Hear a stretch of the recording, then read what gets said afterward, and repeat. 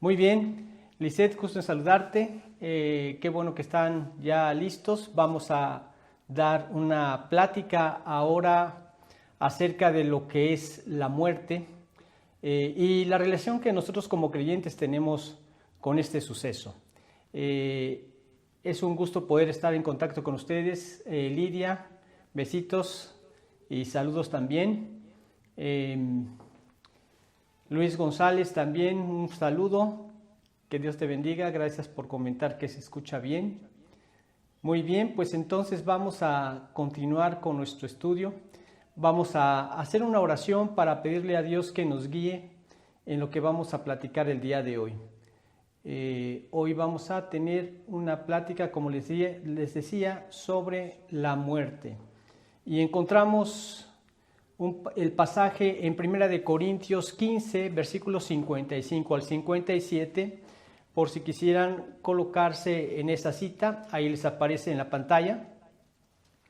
El tema que vamos a tratar ahora es acerca de la muerte y que la muerte no tiene la última palabra en la vida de un creyente. Vamos a hacer una oración y vamos a pedir a Dios que nos guíe en esta mañana. Acompáñenme en sus casas. Padre bendito, agradecemos esta hermosa mañana que nos das la oportunidad de conectarnos por medio de estos hermosos medios de gracia que nos das, como son estas redes sociales. Agradecemos la bendición que sabemos en que tú estás en todos los lugares y que tú lo llenas todo, que tu presencia lo llena todo y que a través de tu presencia estamos unidos en ti.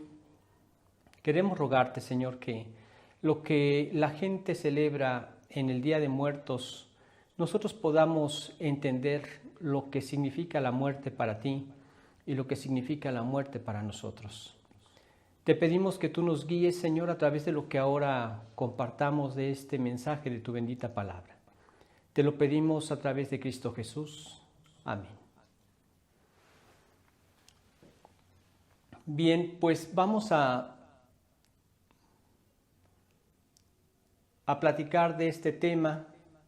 Muy bien, vamos a platicar de este tema y como les decía, es un tema que actualmente muchas veces hemos adoptado algún otro tipo de costumbres, como las costumbres de otros países, donde se ha celebrado el Halloween.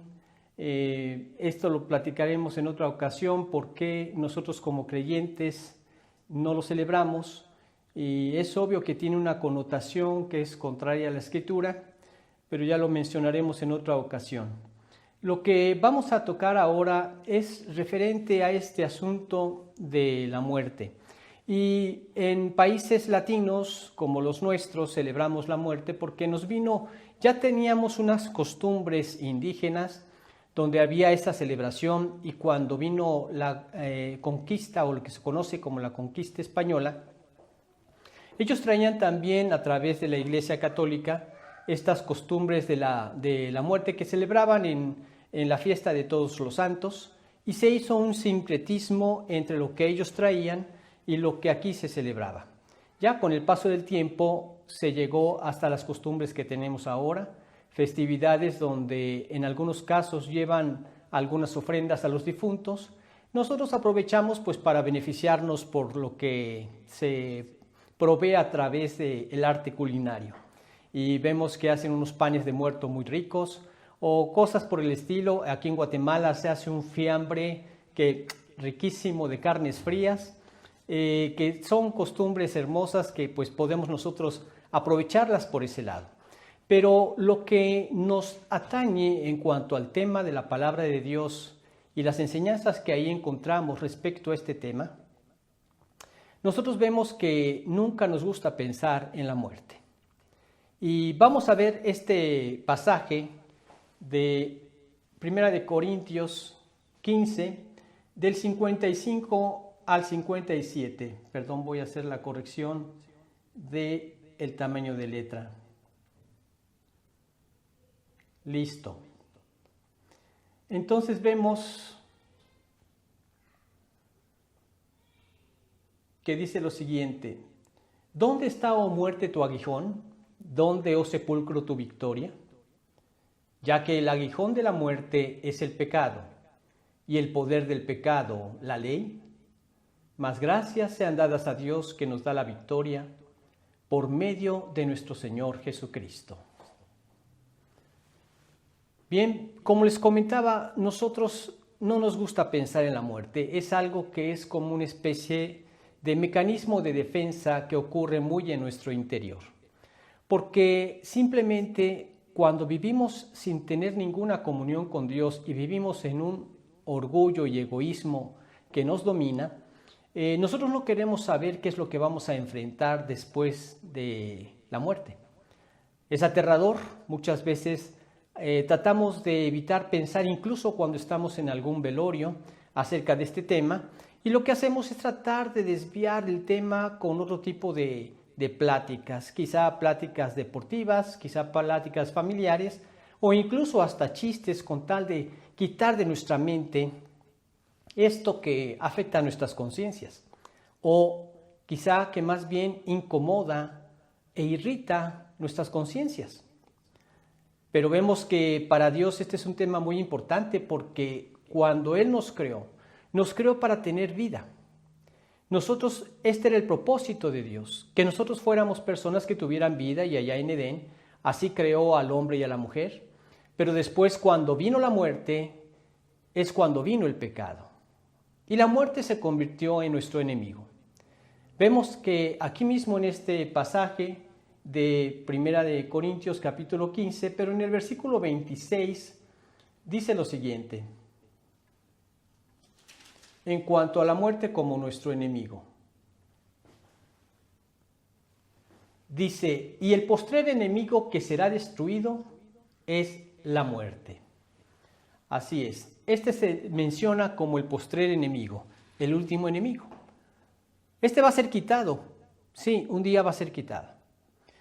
Cuando nosotros vengamos con el Señor Jesucristo, si es que partimos antes de su venida, o si nos toca ser de aquellos que no conocerán la muerte, pero que Él vendrá por su iglesia, en ese momento será consumada su victoria sobre su iglesia, y después vendrá un tiempo de tribulación, después vendrá a manifestar su reino durante 1000 años, después de esos 1000 años tendremos ya la eternidad en el cielo, y la muerte quedó completamente eliminada.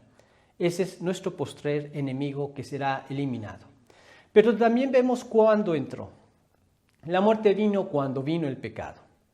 Nosotros también leemos en Romanos capítulo 5, versículo 12. Dice, por tanto, como el pecado entró en el mundo por un hombre y por el pecado la muerte, así la muerte pasó a todos los hombres por cuanto todos pecaron. Romanos 5:12. El pecado entró por un hombre y este pecado entró por medio de Adán, pero automáticamente la muerte pasó a todos nosotros, a todos los hombres, y en Adán todos pecamos. Pero ¿acaso la muerte tuvo la victoria y finalmente prevaleció? Como hemos comentado, no fue así. Y hay muchas cosas que nos lo muestran. Hoy vamos a ver 3 aspectos que nos dicen que la muerte no tiene la última palabra.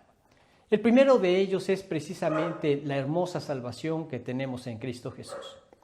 La salvación nos dice que la muerte no tiene la última palabra. Jesús vino para restaurar lo que se perdió a causa del pecado. Leemos en Lucas el capítulo 19, el versículo 10, que dice, porque el Hijo del Hombre vino a buscar y a salvar lo que se había perdido. Efectivamente, a eso vino Cristo a este mundo. Primero vino a los suyos, pero nos dice la Escritura que los suyos no le recibieron. Mas a todos los demás que sí le recibieron, a los que creen en su nombre, les dio potestad de ser hechos hijos de Dios. Nosotros somos hechos sus hijos en el momento en que nos convertimos a Él. En un sentido físico, dado que Dios es quien dio la vida al ser humano y nos creó allá en Edén. En ese sentido físico, todos somos hijos de Dios.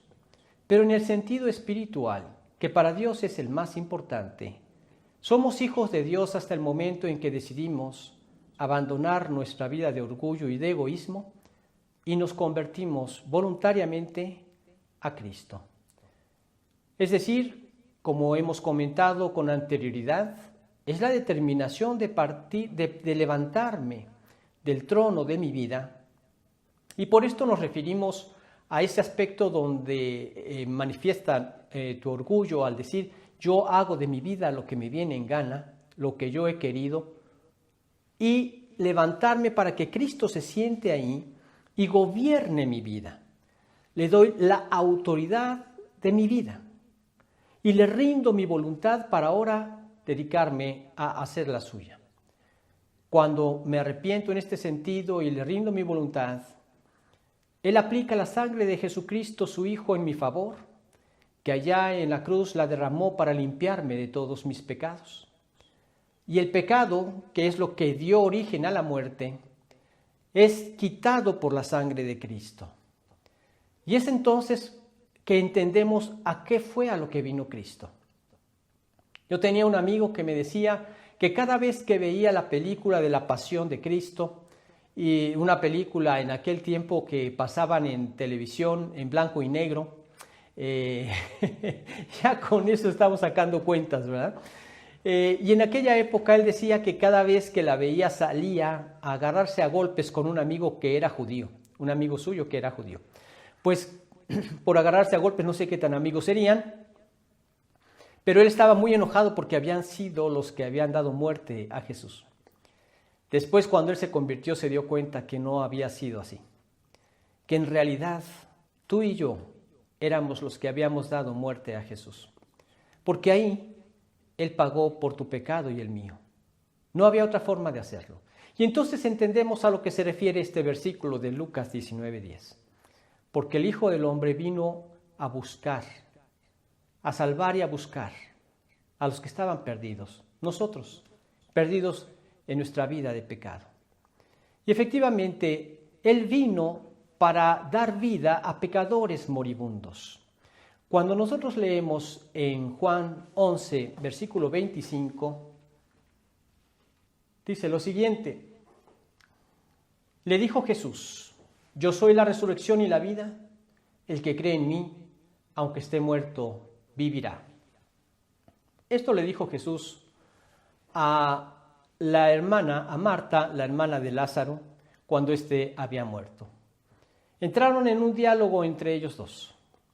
Jesús intencionalmente había esperado un tiempo, 4 días, después de que Lázaro había muerto. Y entonces entra en un diálogo con Marta, y Marta le dice, Señor, si tú hubieras estado aquí, mi hermano no habría muerto. Mas también sé ahora que todo lo que pidas a Dios, Dios te lo dará. Jesús le dijo, tu hermano resucitará.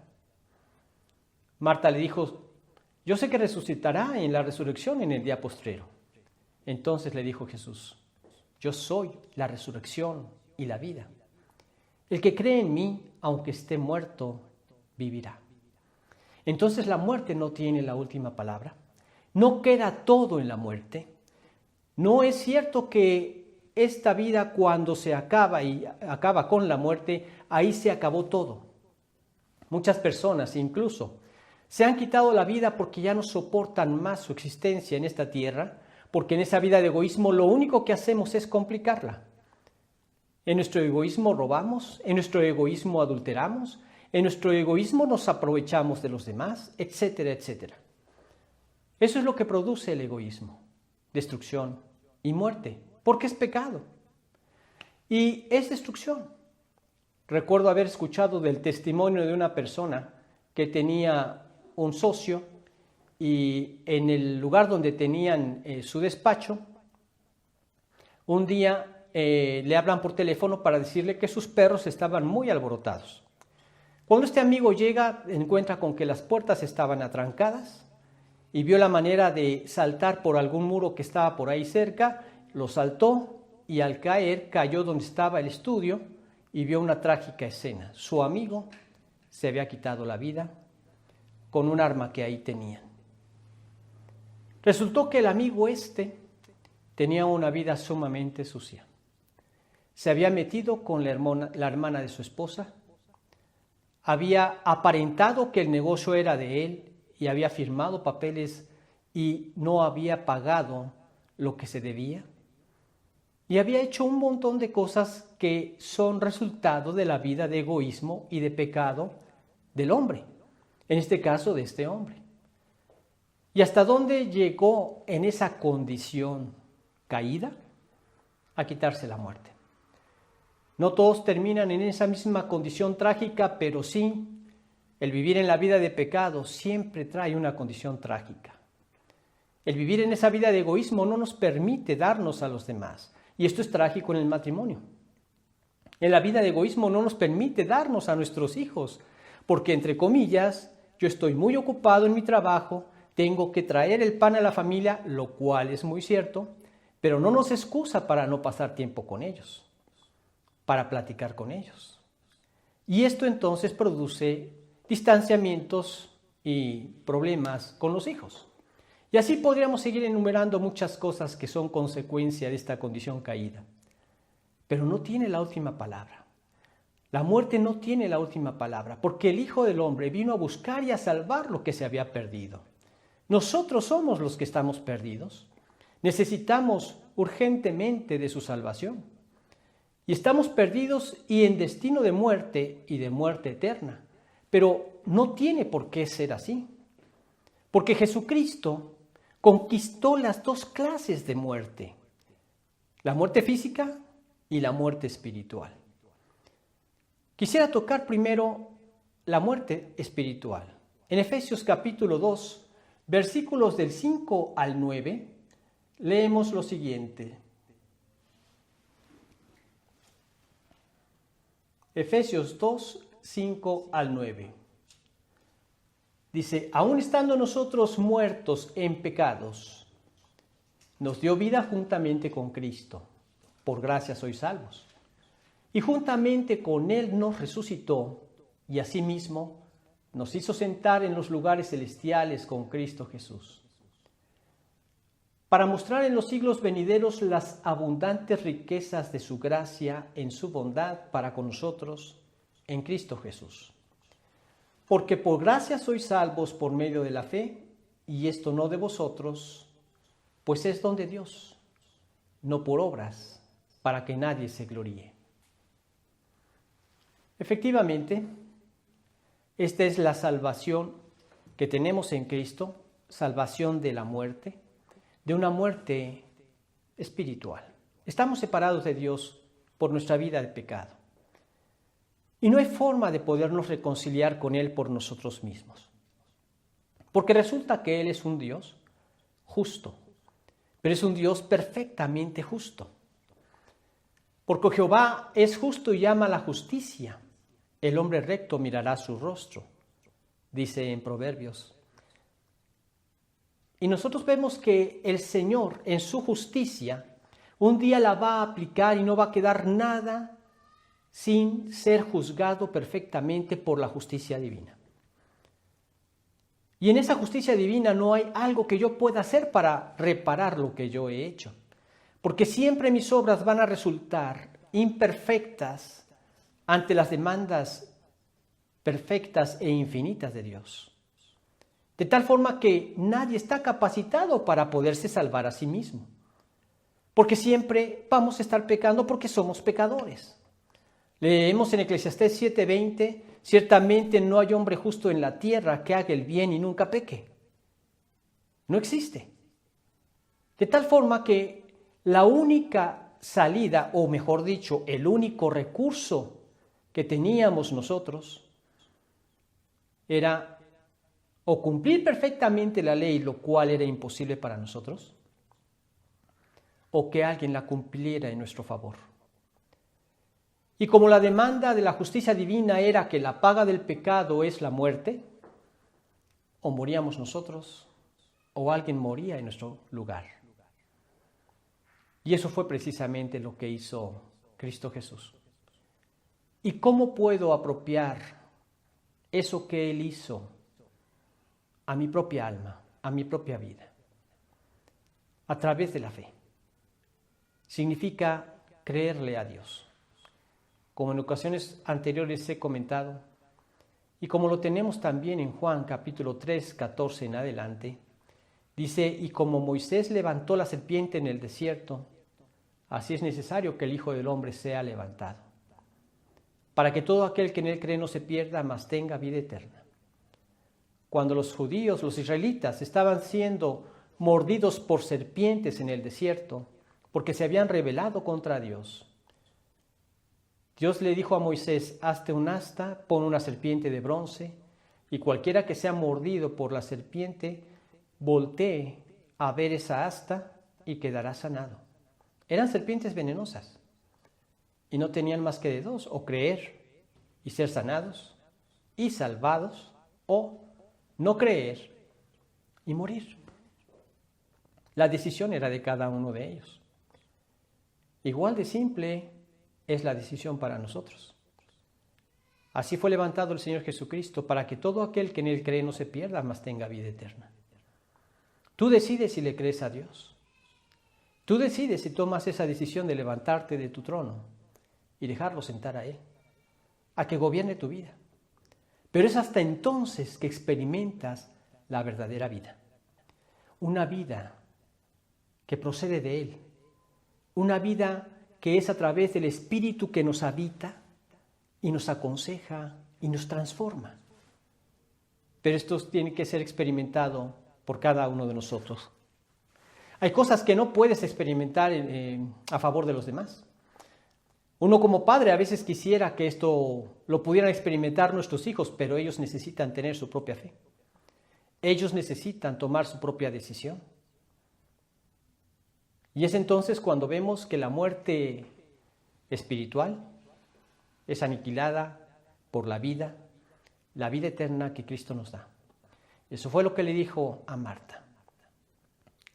Le dijo Jesús, yo soy la resurrección y la vida. El que cree en mí, aunque esté muerto, vivirá. Él nos da esa vida en Cristo Jesús. Él ya conquistó la muerte espiritual y también la muerte física.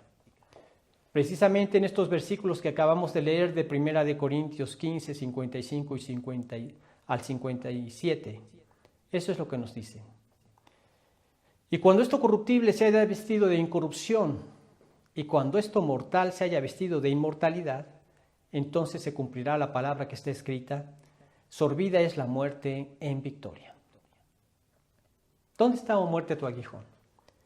¿Dónde, oh sepulcro, tu victoria? Pues ya que el aguijón de la muerte es el pecado y el poder del pecado, la ley, más gracias sean dadas a Dios que nos da la victoria por medio de nuestro Señor Jesucristo. Entonces ya no padeceremos esa muerte eterna que Dios describe que algunos la experimentarán en el infierno. Nosotros tendremos vida y vida eterna, lograda por Cristo en la cruz. Sí, efectivamente lo logró por nosotros. La fe en Cristo nos trae una vida eterna. En Juan capítulo 3, versículo 16 dice lo siguiente.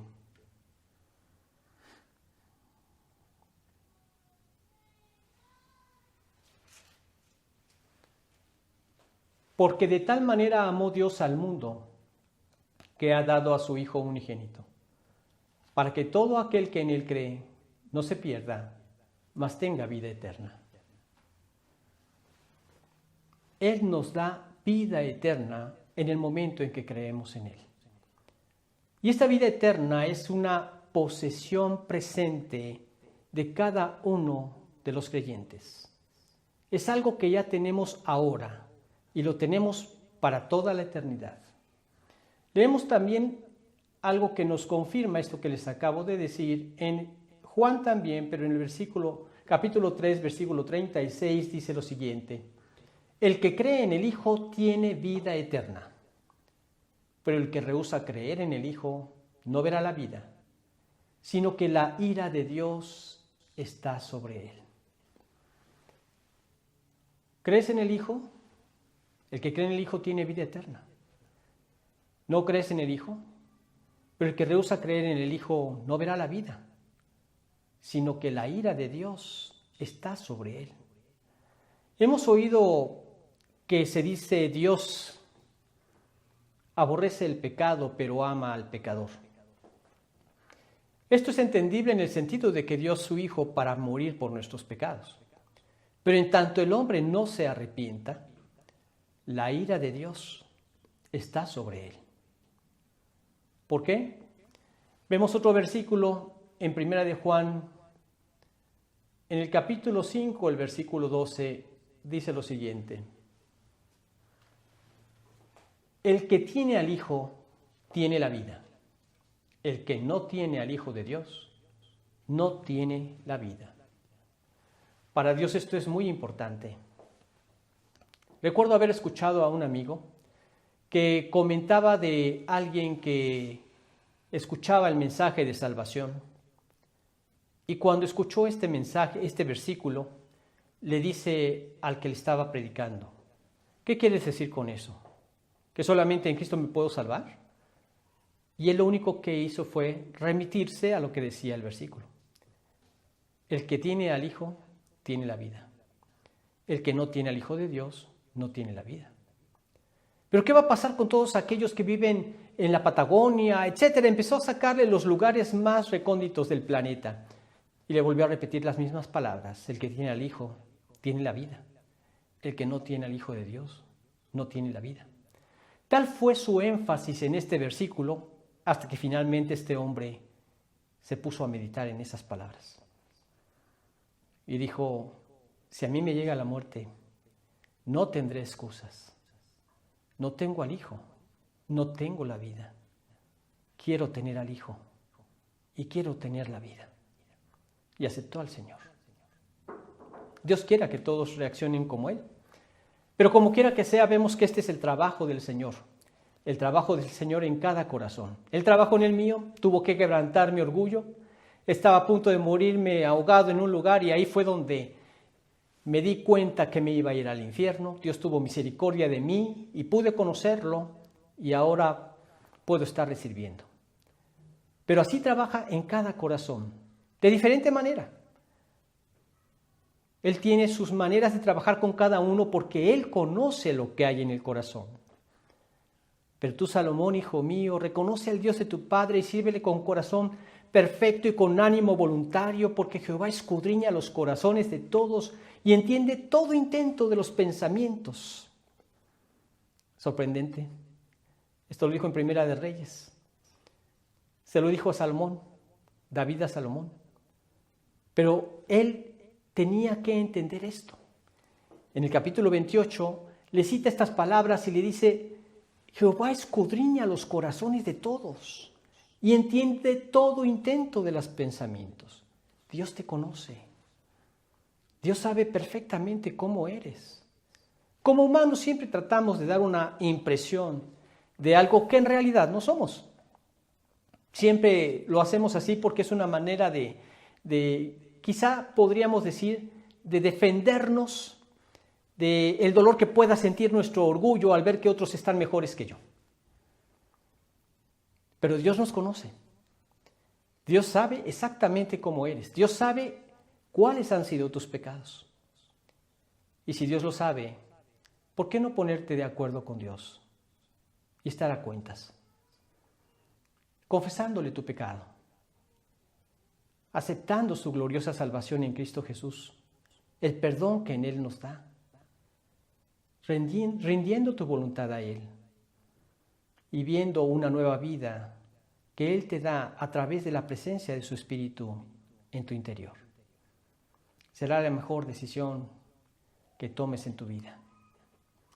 Así es que la salvación nos dice que la muerte no tiene la última palabra. Y es que vemos que es a lo que vino Cristo. Ahora también vemos otro aspecto importante que podemos meditar. El cielo también nos dice que la muerte no tiene la última palabra. La salvación lo que hace es cambiar el destino de nuestra alma. De un infierno eterno que nos esperaba por nuestra propia vida de pecado, ahora a una salvación eterna que fue posible por el sacrificio de Cristo Jesús en nuestro lugar. Cambia el destino del alma. Termina con el poder que el pecado tenía sobre nosotros, porque en tanto nosotros vivimos separados de Dios, el pecado nos domina. Somos esclavos del pecado. En Juan 8:34 dice el Señor Jesús: de cierto os digo que el que practica el pecado, esclavo es del pecado. Dice el que comete pecado. Esclavo es del pecado. Sí, queremos hacer el bien, pero no podemos. Siempre nuestra naturaleza inclinada al mal nos jala y hacemos el mal que no queremos. Esa fue la lucha que se nos describe en el capítulo 7 de Romanos que tuvo el apóstol Pablo y que experimentamos nosotros como humanos. Esta condición de pecado, esta situación no es posible quitarla hasta que recibimos la salvación en Cristo Jesús. Entonces vemos cómo ahí termina ese poder del pecado. Leamos lo que dice en Romanos capítulo 6, versículo 23.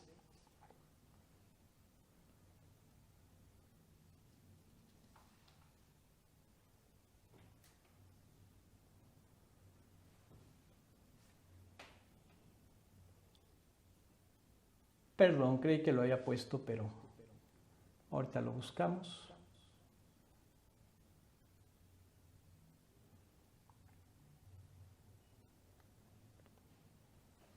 Dice lo siguiente: porque la paga del pecado es muerte, mas la dádiva de Dios es vida eterna en Cristo Jesús, Señor nuestro. Y leemos también en el capítulo 8, en el versículo 11, que dice lo siguiente: y si el espíritu de aquel que levantó de los muertos a Jesús mora en vosotros, el que levantó de los muertos a Cristo Jesús vivificará también vuestros cuerpos mortales por su espíritu que mora en vosotros. Terminó con el pecado y el poder del pecado. Ya el pecado no puede reinar sobre nosotros.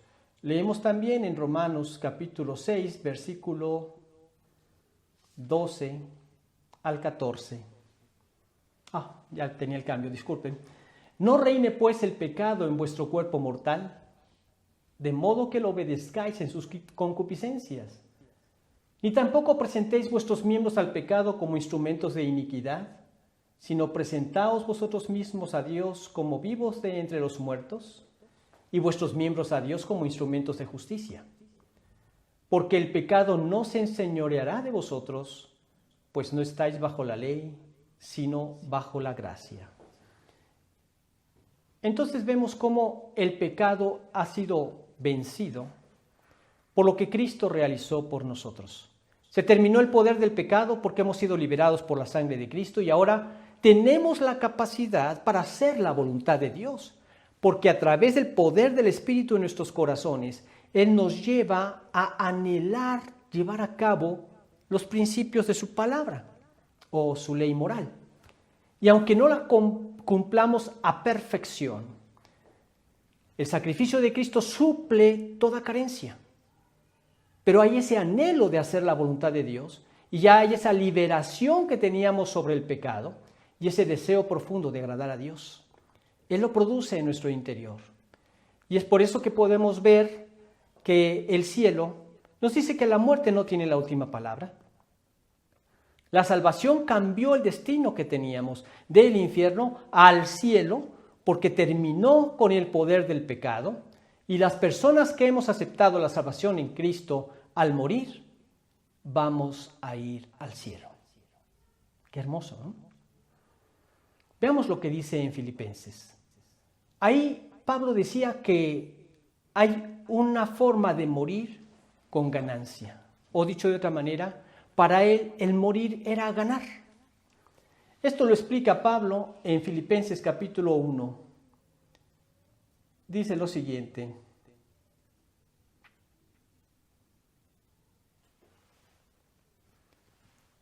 porque para mí el vivir es Cristo y el morir es ganancia.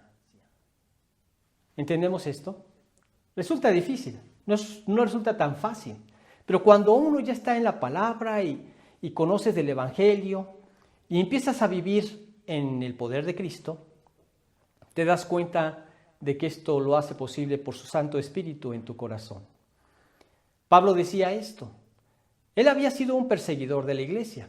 Él no había sido un borracho, un adúltero, una persona ladrona o algo por el estilo, sino era un fariseo de fariseos que cumplían la ley, buscaban hacerlo a la perfección, etc. Pero él perseguía a los cristianos y buscaba darles muerte, porque creían que eran unos rebeldes contra Dios. Cuando Dios cambió su corazón, cuando él iba camino a Damasco para atrapar a algunos creyentes, cambió su vida también. Y a partir de entonces él decía: para mí el vivir es Cristo. No hay otro sentido en la vida. Y efectivamente, cuando uno se convierte al Señor y empieza a probar las delicias de esa nueva vida en Él, no quieres algo más que esto. Y es cuando entonces para ti también el vivir será Cristo. Y el morir será ganancia. ¿Por qué? Por varias razones. Porque tú abrirás tus ojos en el cielo. Porque ya no tendrás ninguna relación con el pecado. El pecado ya no estará gobernando tu vida y allá ya no habrá pecado. Entonces tú anhelas ese tiempo de estar con Dios y sabes que viéndolo en comparación, lo que se vive aquí en la tierra con lo que se va a vivir en el cielo, ahora entiendo por qué Pablo decía que el morir es ganancia. Por eso también decía que partir y estar con Cristo para él sería muchísimo mejor. Lo entendemos al ver el versículo 23. Dice el 23: porque de ambas cosas estoy puesto en estrecho. ¿Cuáles ambas cosas? Lo explica si continuamos el versículo. Teniendo deseos de partir y estar con Cristo, lo cual es muchísimo mejor. El 24 dice: pero quedar en la carne es más necesario por causa de vosotros. Por eso él se sentía que estaba en estrecho. Quería seguir predicando el Evangelio a las personas aquí en la tierra. Pero él sabía que para él, el partir con Cristo, el morir y estar con Cristo, para él era muchísimo mejor. Partir y estar con Cristo. Eso es lo que sucede cuando uno muere. No te quedas volando en la nada. No te quedas en una situación de como especie de éter. No. Al partir, nosotros al morir partimos con Cristo. También lo explica en otro versículo el mismo apóstol Pablo, en 2 de Corintios capítulo 5 versículo 8. Dice lo siguiente: pero confiamos, y más quisiéramos, estar ausentes del cuerpo y presentes al Señor. Muchas personas se preguntan qué es lo que pasa al morir con las personas. Y a veces eso es lo que nos aterra, porque hemos visto tantas películas tan fuera de la realidad, con tantas cosas inventadas por el hombre, que por lo regular son cosas trágicas, terribles, escalofriantes, que de repente se paran de los muertos, se abren las tumbas y salen los zombies y empiezan a caminar con aquella expresión de terror, y uno por eso tiene tanto pánico y tanto miedo a morir. Piensan que todavía las personas están sintiendo cómo son devoradas por los gusanos. Ya cuando uno muere, dice la Escritura en Juan 6:63, el Espíritu es el que da vida. La carne para nada aprovecha. Ya una vez que sale el Espíritu, ya no hay nada. Puedes estar en presencia de alguna persona o algún ser querido que ha muerto, le levantas la mano, la vuelve a tirar, porque ya no hay vida, porque el Espíritu es el que da vida y el Espíritu ya salió. Y entonces, ¿a dónde se va ese espíritu? A la presencia de Dios. Partir y estar con Cristo, lo cual sería muchísimo mejor. Pero unos a juicio eterno y otros a salvación eterna.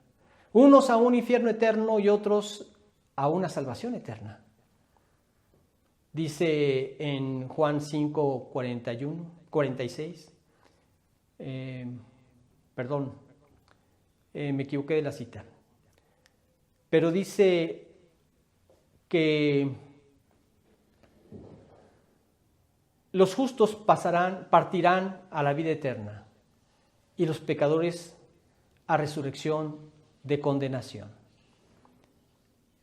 Nosotros podríamos desear esa vida eterna y está a nuestro alcance esa vida eterna, una resurrección para vida eterna en donde partes y tu cuerpo se queda y tu espíritu pasa a la presencia de Dios, esperando este cuerpo físico, la resurrección de ese cuerpo en un cuerpo transformado.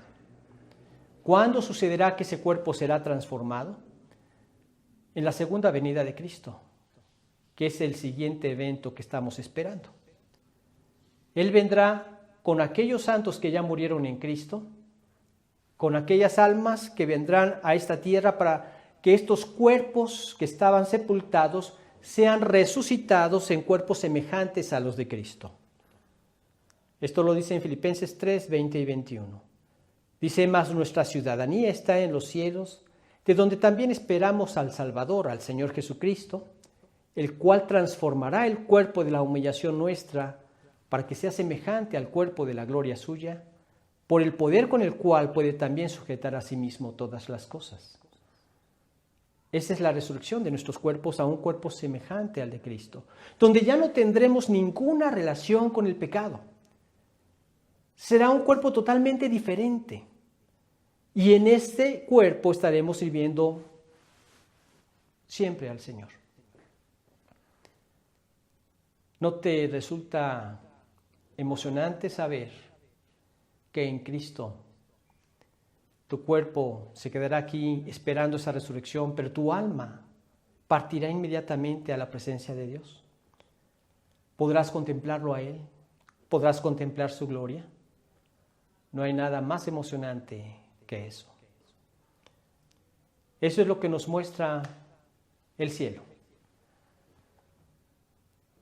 Cambió la salvación nuestro destino. Ahora vamos a ir al cielo. Para Pablo morir era ganancia. Partir, estar con Cristo era mucho mejor, porque sabía que al partir, al morir, su cuerpo partiría, quedaría aquí, pero su alma partiría a la presencia de Dios. Porque el cielo siempre va a ser mejor que la tierra. Cristo fue a preparar lugar para nosotros en el cielo. Leemos ahí en su palabra, en Juan 14, del 1 al 3.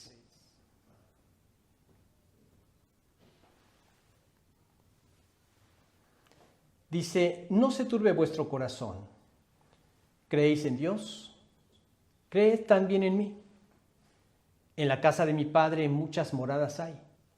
Si así no fuera, yo os lo hubiera dicho. Voy pues a preparar lugar para vosotros. Y si me fuere y os prepararé lugar, dice, vendré otra vez y os tomaré a mí mismo, para que donde yo estoy, vosotros también estéis. No deja de ser emocionante el pensar en este tema. Saber que partiremos y estaremos allá con Cristo, nos encontraremos con Él y con todos aquellos seres que nosotros amábamos y que pudieron conocer su salvación. Porque esto es parte del amor en Cristo Jesús. El amor que Él pone en nuestros corazones es precisamente ese cargo por querer que los que amamos, padres, hermanos, hijos, nietos, anhelamos que todos estén en este lugar. Pero la única forma para poder llegar allá es a través de que escuchen el Evangelio de Jesucristo y quieran tomar la decisión de venir a sus pies. En ningún otro hay salvación. porque no hay otro nombre bajo el cielo dado a los hombres en que podamos salvarnos, dice en Hechos 4:12. Nosotros podemos ser salvos si aceptamos la salvación que Él nos ofrece. Finalmente, vemos que la resurrección también nos dice que la muerte no tiene la última palabra. Nosotros vemos que hay 3 garantías que nos da la resurrección de Jesucristo. Cuando Él resucitó, nos garantizó primero que nada a un Salvador, Él mismo. No podría salvarnos si tan solo hubiera muerto. Que ya es mucho lo que hizo al momento de aceptar ese sacrificio, toda esa flagelación, todo ese maltrato, finalmente ser clavado en una cruz. Fue mucho lo que ahí hizo. Finalmente Él dice, consumado es, y exhala el Espíritu, entregó el Espíritu. En Juan capítulo 10 leemos que Él dice que yo pongo mi vida para volverla a tomar. Nadie me la quita, sino que yo de mí mismo la pongo. Tengo poder para ponerla y tengo poder para volverla a tomar. Este mandamiento recibí de mi Padre. Por eso es que en la cruz no le quitaron la vida. Él tenía el poder para conservarla hasta que finalmente todo hubiera quedado cumplido, hasta que hubiera dado plena satisfacción a la justicia divina como sacrificio que sustituía a nosotros como humanos pecadores. Ahí en la cruz, Él entregó el Espíritu, no se lo quitaron, Él entregó el Espíritu, y así lo dice la Escritura, después de que dijo, consumado es.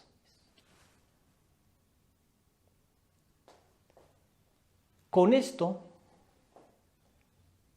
uno podría decir, podría haber sido suficiente, pero no, porque la paga del pecado era la muerte.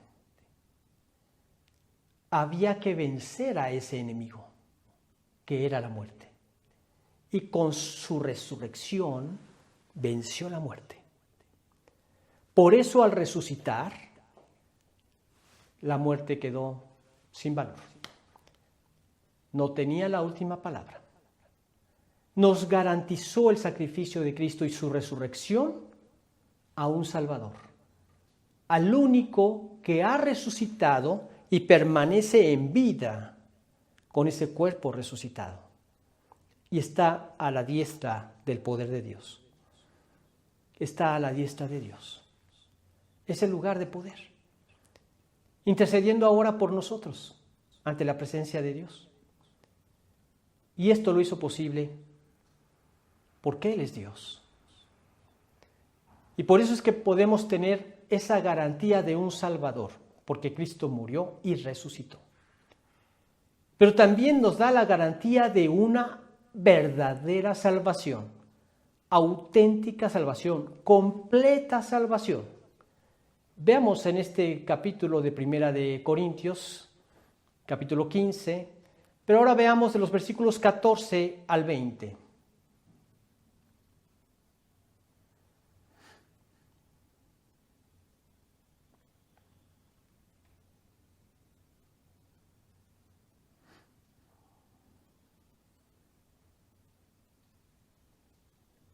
Dice lo siguiente. Y si Cristo no resucitó, vana es entonces nuestra predicación. Vana es también vuestra fe. Y somos hallados falsos testigos de Dios, porque hemos testificado de Dios que Él resucitó a Cristo, al cual no resucitó si en verdad los muertos no resucitan. Porque si los muertos no resucitan, tampoco Cristo resucitó. Y si Cristo no resucitó, vuestra fe es vana, aún estáis en vuestros pecados. Entonces también los que durmieron en Cristo perecieron. Si en esta vida solamente esperamos en Cristo, somos los más dignos de conmiseración de todos los hombres. mas ahora Cristo ha resucitado de los muertos. Primicias de los que durmieron es hecho. Dicho de otra manera, el argumento era este. Decían que no había resurrección. Todo el capítulo 15, Pablo da una explicación de esto. Les hace referencia acerca de que hay un tipo de carne, una carne tiene los peces, otra los animales, otra los seres humanos. Hay un grano que tiene un cuerpo, cuando es arrojado a la tierra sale con otro cuerpo. Hay un cuerpo animal y hay un cuerpo espiritual. Y toda esa explicación la da en el capítulo 15. Pero entonces dice, si los muertos no resucitan, entonces tampoco Cristo resucitó. Y si Cristo no resucitó, entonces es vana nuestra fe. Somos los más dignos de conmiseración. Pero la verdad es que Cristo resucitó. Yo lo vi vivo, resucitado, con su cuerpo glorificado. Es así como vio Pablo al Señor Jesús cuando se le manifestó camino a Damasco. Ante muchos testigos, 500 testigos, más de 500 testigos estaban viendo cuando Jesús fue alzado en una nube y llevado a la gloria. Habían muchos testimonios, Pablo lo decía en este mismo capítulo, que algunos todavía seguían vivos, dando testimonio de lo que habían visto. Cristo resucitó. Y porque Él resucitó, nos garantiza nuestra salvación. Por eso nos dice, sí, Cristo resucitó, en verdad resucitó. Y gracias a eso, logró la victoria sobre nuestros pecados. La resurrección de Cristo logró la victoria en nuestro favor. Logró que nosotros pudiéramos tener salvación y salvación eterna. Nosotros podemos ver entonces que la muerte no tenía la última palabra. La resurrección nos estaba diciendo esto, que la muerte no tenía la última palabra. Entonces, ¿quién la tiene? Siempre la ha tenido el Señor. A través de esta resurrección de Cristo nos garantizó a un Salvador, nos garantizó una salvación y nos garantizó que un día tendremos un cuerpo semejante al suyo. Es decir, resucitaremos semejantes a Él. El versículo 20, lo repetimos, dice lo siguiente: mas ahora Cristo ha resucitado de los muertos, primicias de los que durmieron es hecho. Resucitó de los muertos, primicias de los que durmieron, o sea, el primero de los que durmieron. Y como vimos en pasajes anteriores, nosotros tendremos un cuerpo semejante al suyo, como lo vimos en Romanos 8:11. Vamos a repetirlo.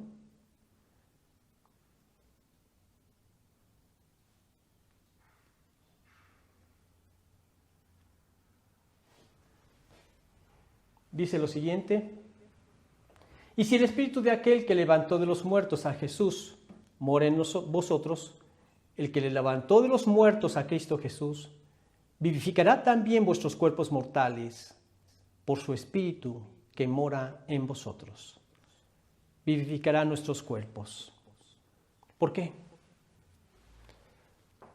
Porque Él nos va a dar un día una resurrección del cuerpo, como comentábamos hace un momento. Vamos a leer el texto bíblico. Está en Primera de Tesalonicenses, capítulo 4, versículos 13 al 18. Dice lo siguiente: tampoco queremos, hermanos, que ignoréis acerca de los que duermen, para que no os entristezcáis como los otros que no tienen esperanza. Porque si creemos que Jesús murió y resucitó, así también traerá Dios con Jesús a los que durmieron en Él. Por lo cual os decimos esto en palabra del Señor, que nosotros que vivimos, que habremos quedado hasta la venida del Señor, no precederemos a los que durmieron. Porque el Señor mismo, con voz de mando, con voz de arcángel y con trompeta de Dios, descenderá del cielo, y los muertos en Cristo resucitarán primero. Luego nosotros, los que vivimos, los que hayamos quedado, seremos arrebatados juntamente con ellos en las nubes para recibir al Señor en el aire, y así estaremos siempre con el Señor. Por tanto, alentaos los unos a los otros con estas palabras. Perdón, no se los enseñé. Pero esto está, si quieren tomar nota, en 1 de Tesalonicenses 4, del 13 al 18. Bien, es totalmente emocionante saber lo que nos espera con Cristo. Él resucitará nuestros cuerpos y nos llevará a un lugar que es el cielo, donde nunca más tendremos o sentiremos alguna especie de dolor. Muerte, llanto, clamor y dolor quedaron aquí en la tierra. Fueron la consecuencia del pecado. Allá ya no habrá pecado. Lo leemos esto en Apocalipsis capítulo 21, versículo 4.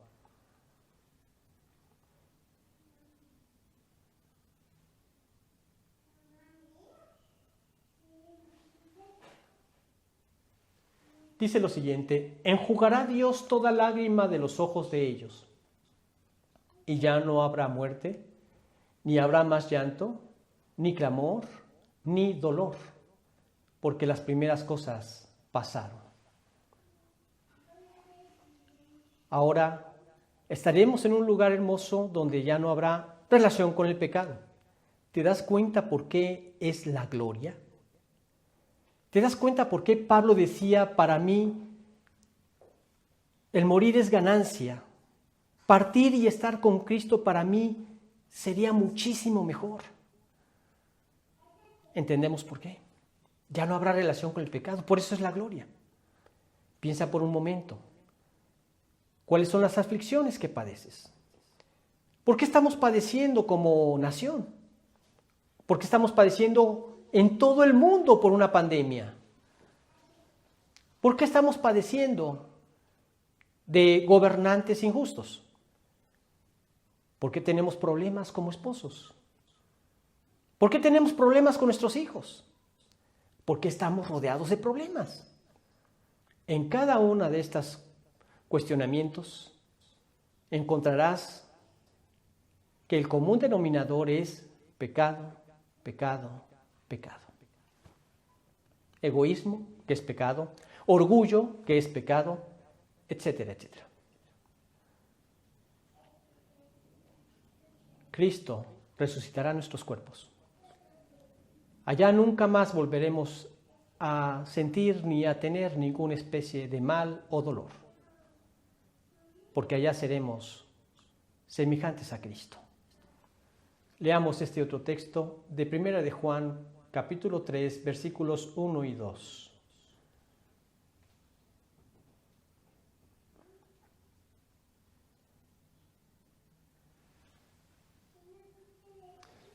Versículos 2 y 3, perdón.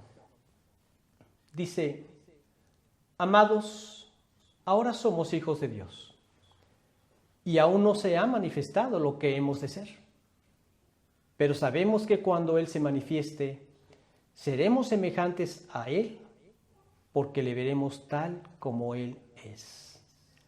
Y todo aquel que tiene esta esperanza en Él, se purifica a sí mismo, así como Él es puro. El propósito que nosotros sepamos todo esto es precisamente para vivir en comunión con Dios.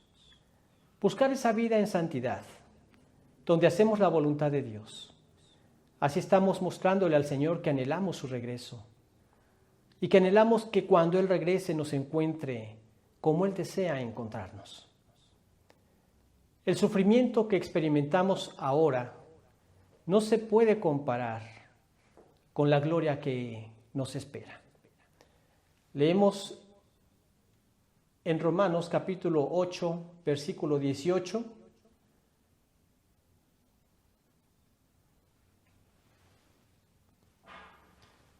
Pues tengo por cierto que las aflicciones del tiempo presente no son comparables con la gloria venidera que en nosotros ha de manifestarse. No se compara con la gloria venidera que en nosotros ha de manifestarse. Por eso es que podemos ver que la conquista de la muerte fue hecha por Cristo. La muerte no tiene la última palabra. Como hemos visto, la salvación nos dice que la muerte no tiene la última palabra.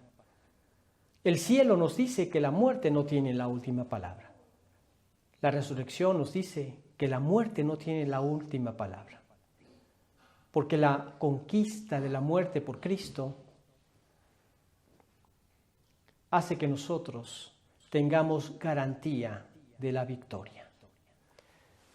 Veamos lo que dice en 1 Corintios, capítulo 15, versículos 55.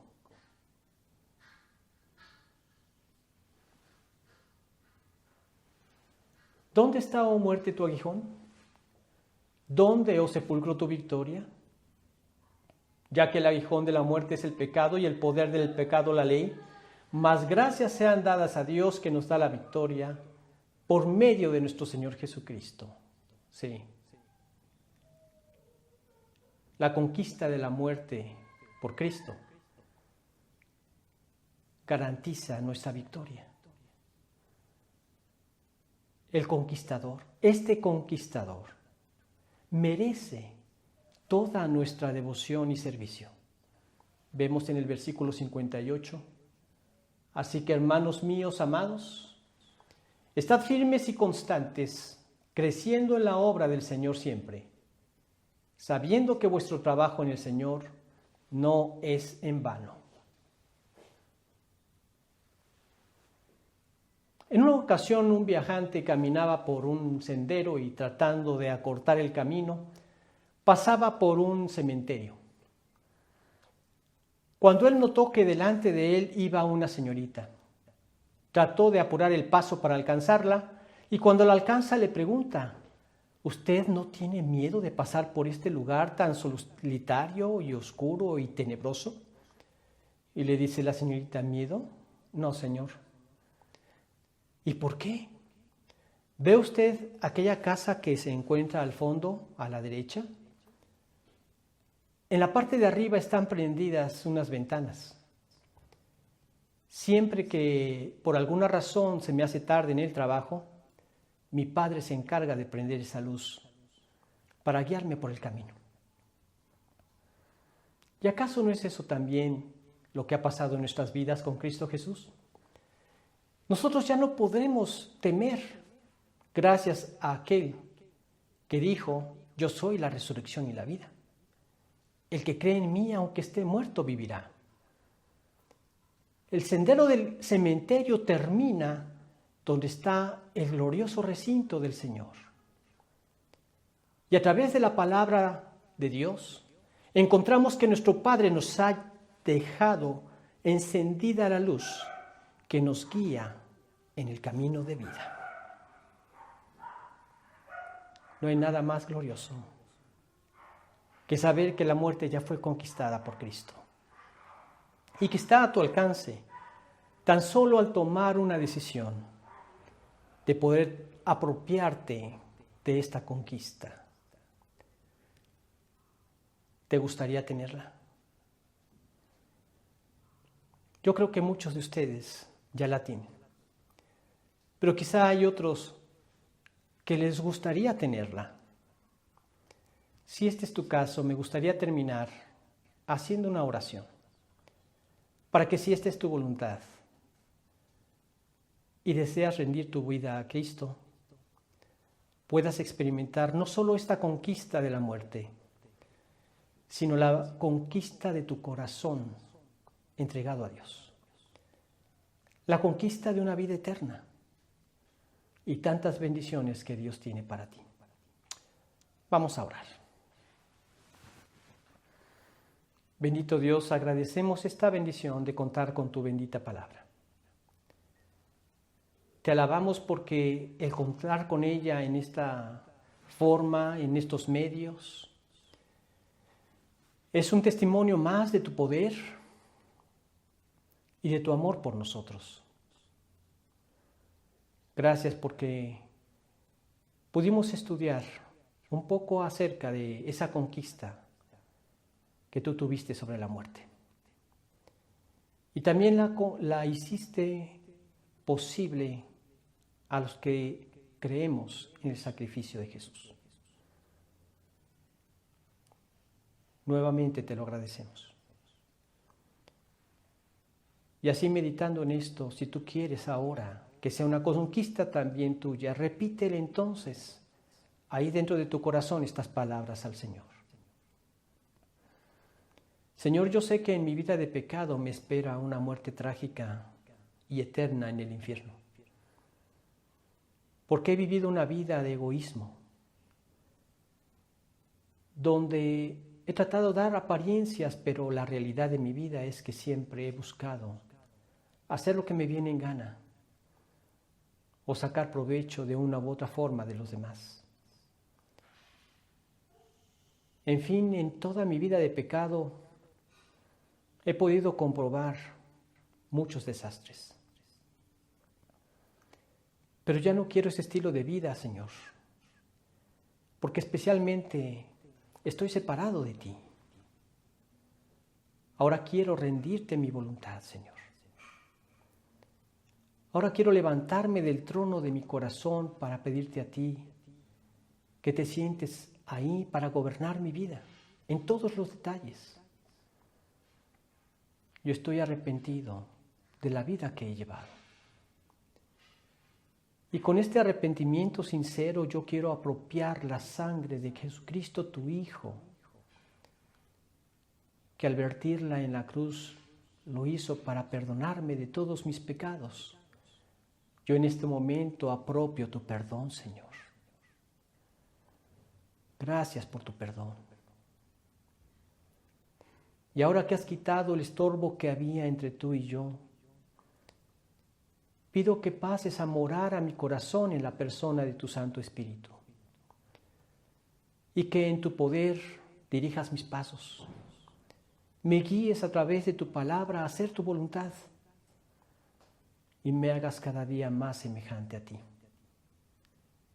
Gracias, Dios, por la hermosa salvación que me has dado en Cristo Jesús.